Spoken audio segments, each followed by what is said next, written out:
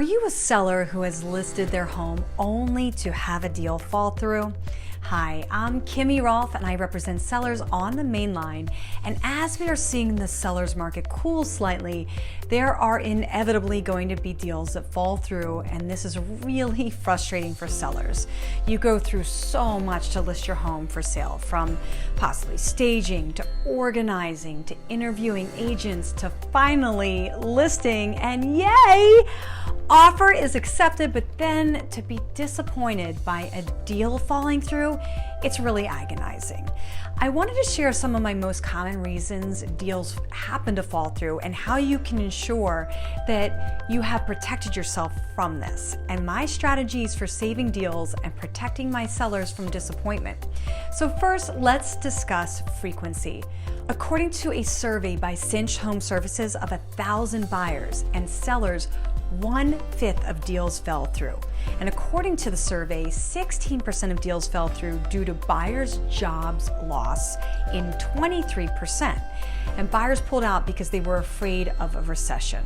Now, while many buyers express these fears in terms of backing out of contracts, the reality is that buyers may not actually be able to afford to purchase a home.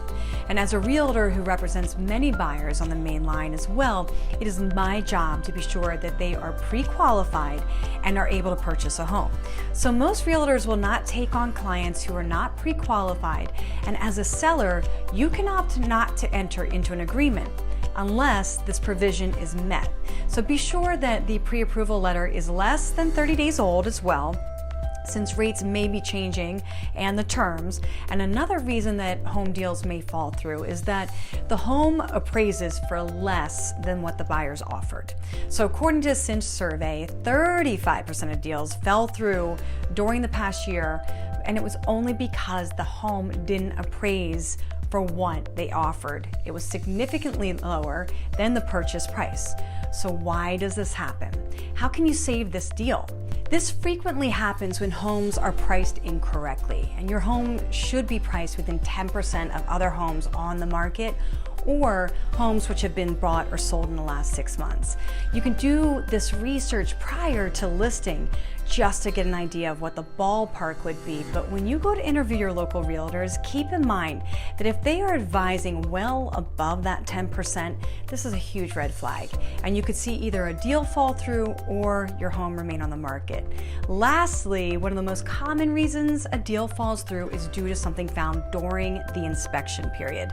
According to the Cinch survey, 38% of home purchases deals that didn't close in the past year was due to something found during a home inspection. So during past 2 years, sellers truly had the upper hand, and many realtors and buyers, in order to secure that home, would waive inspections or contingencies. But since the market is cooling a bit, we are seeing more buyers coming back with inspections and contingencies. I wouldn't always advise a buyer or seller accepting offers without certain contingencies, but remember, contingencies are not an intentional obstacle to a deal. They are legal instruments that both buyer and seller in the transaction. So selling your home on the main line should be a smooth process with proper pricing, careful consideration of contingencies, and buyer qualification. I represent sellers on the main line and specialize in providing 5-star service. See my resources below, and please do not hesitate to contact me to find out the next steps and strategies that I use in the mainline homes. Kimmy Rolph sells the mainline and local areas.